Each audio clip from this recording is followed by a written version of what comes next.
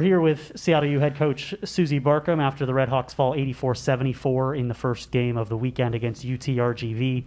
Slow start offensively in the first quarter, UTRGV hitting shots really throughout the game, but you were playing from behind to start the game. How does that affect the rest of the game? It impacts it greatly. I mean, we just talked about it. Every time we got within, a 4 or a 6, we would turn it over and they would go the other way. And it wasn't just a 2-point basket they were hitting. They were hitting 3 after 3. I mean, 15 threes on the night for 45 points.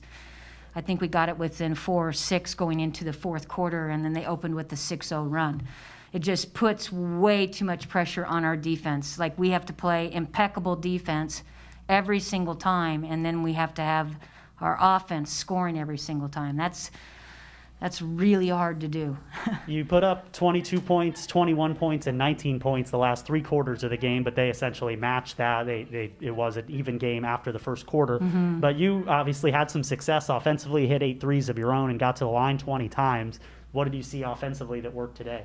Well, we were trying to expose some of the things that we thought were working well on the screen and roll series going against their big. I thought Bree did a really good job of trying to control the offense there and get us going.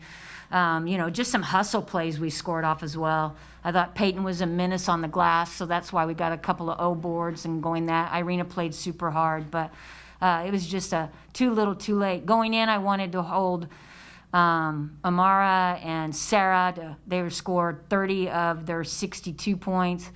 I wanted to hold them under 22. I think they had 25. I had no idea that Lewis was going to go for 32. So, we do what we need to do against those two and shut them down, and then we let an All-American come in and do the damage with 32 points. Bree had 23 points and 10 assists to go with 5 rebounds and 4 steals today. She had 14 points in the fourth quarter alone. Mm-hmm. What did you see that worked for her today? She doesn't quit. We addressed that upstairs. She just was wanting to play full court, pick them up. She didn't care. She was staying in the game. She didn't really care what the score is. To me, that's a sign of a champion who wants to do whatever she needs to do to try helping the team. Her reads defensively are phenomenal. Her ability to understand how to steal, where to get into the gaps.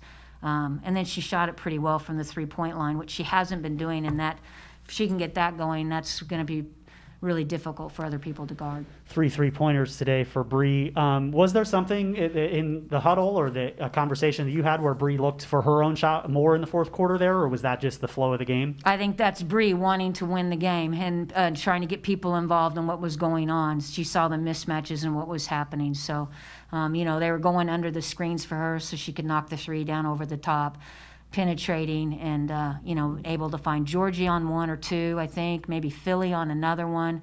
Her eyes are always up, so that's why you see the stats she have, and that's why she's nationally ranked in steals and assists. We've seen it now a couple times with these weekend series. You drop the first game or win the first game, or either way, and then you have to come back 24 hours later. What are you looking to do here to switch things up for tomorrow? Well, I think for us it was just we didn't get any stops. That's not an execution issue. That is sitting down in a stance and saying my person is not going to score on me. So I thought we did a decent job when we changed things up and went to 3s.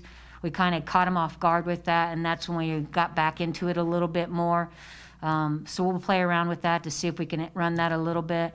But bottom line, Georgie's got to shoot better. Kenzie's got to shoot better. That's the bottom line. We just can't have our starting lineup shooting the percentage they shot. We're here with junior guard Bree Calhoun. She ties a Seattle U career high with 23 points and sets a new career high with 10 assists. She had 4 steals and 5 rebounds. She had 14 points in the fourth quarter alone.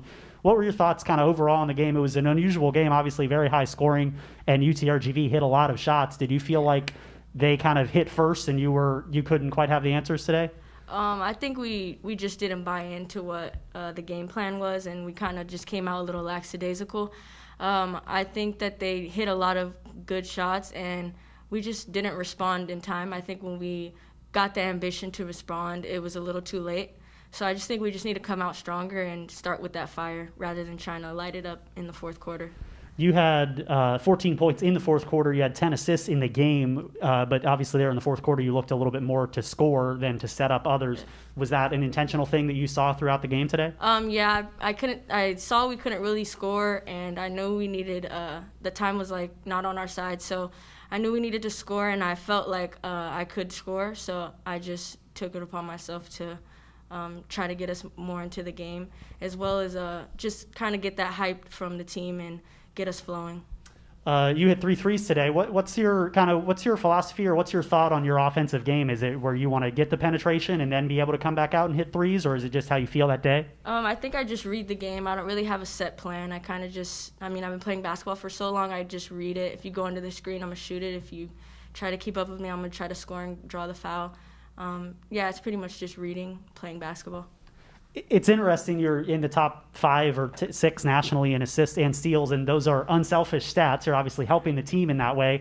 But is there something where do you take pride in racking up those numbers for the team? Oh, yeah. I'm a past first point guard, so I take pride in assists and steals.